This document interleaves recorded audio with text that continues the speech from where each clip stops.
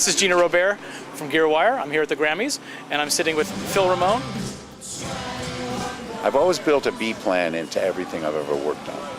I worked at the White House for 6 years of unbelievable special events. And the truth of that matter is there was always a duplicate in some way so you could get going. You know, there's a duplicate if something goes wrong. Power goes down, something happens. If the house has still got it, we can take the house feed as an emergency.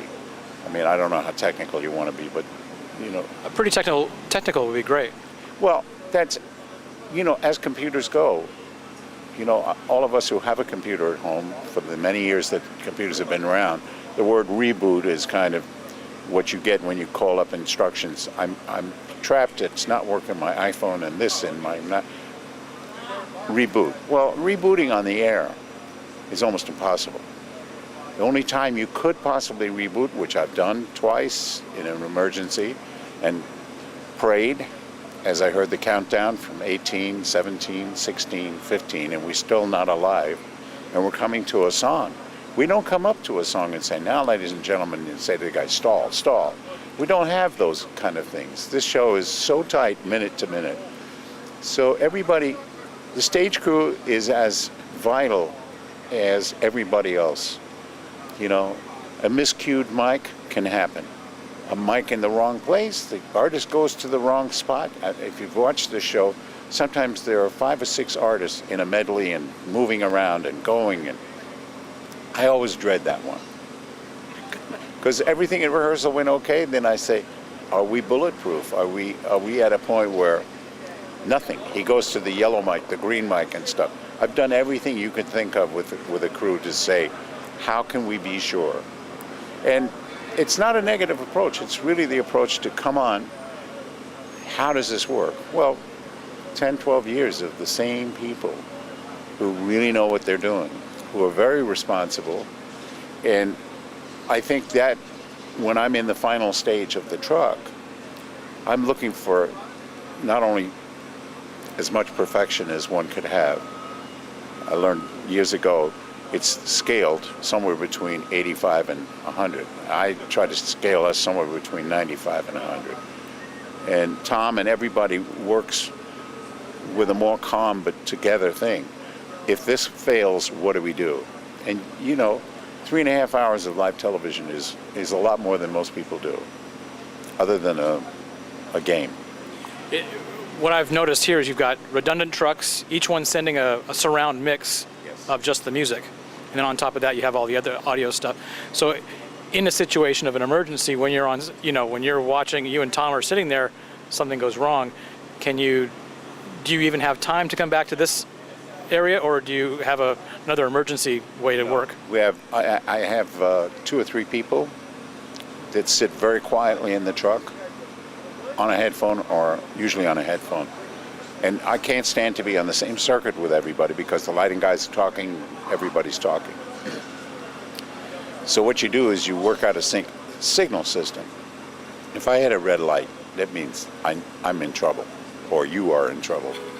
One of us is. Yeah, it's never a blame game. It's never anything. It's how do you get around it? Stage manager knows he's got a wireless mic in his pocket. Something goes wrong, he hands that mic to the artist. There are certain backups which, you know, by practicing, like NASA and everybody else, you try not to have something go into, you know, because live on the air is you're stuck. You can maybe cut to a commercial, maybe, but that's about it. So we don't work on that principle. So what is redundant is built in. One of the early days when we went digital, and when we went to 5.1, we were really heavily guarded from a digital world, because a lot of us walked around, as we do at the Audio Engineering Society or at NAMM or any of these places where these guys exhibit stuff. And I'm sort of well known for saying, can I pull the plug? Well, why would you do that? I said, that's what I mean. Why would I do that? Don't tell me I've got enough time to reboot. How long is the reboot? Oh, about a minute. It's a minute too long. Yeah, right. What can we do? Can we back up with a double setup? we do that with Pro Tools and things like that, because if that goes, we don't have any recording system. In live dates, I do that all the time. I'm always in a feeling of, this is the best way to do it. Okay, we're on reserve. Okay, we're on battery power now for whatever it takes. That's kind of all in the people like Mike Abbott and other people who work on the show, and other shows. We compare our work to other shows because some of us get to do 2 or 3 different venues and things every year. Everybody reports back, the CMAs, how did they do, what went on, the result of it is I listen to it on air, here's my general evaluation. This last week with the Haitian broadcast, which was on 4 networks, it was fun because you could play the 4 different networks, and I'm sitting on the same cable vision where I live versus Time Warner, my guys in New York saying, well, we're downtown, and the other guy's in Long Island, and this is just the East Coast listening, and we're comparing channels to see what, coming out of a common signal, why does it change? Why is it so different? I mean, those are questions for the future that, we're headed into a much more critical audio and visual machine because it's preserved. As I tell the people now, in the old days, when you did a show, hardly anybody had a recorder.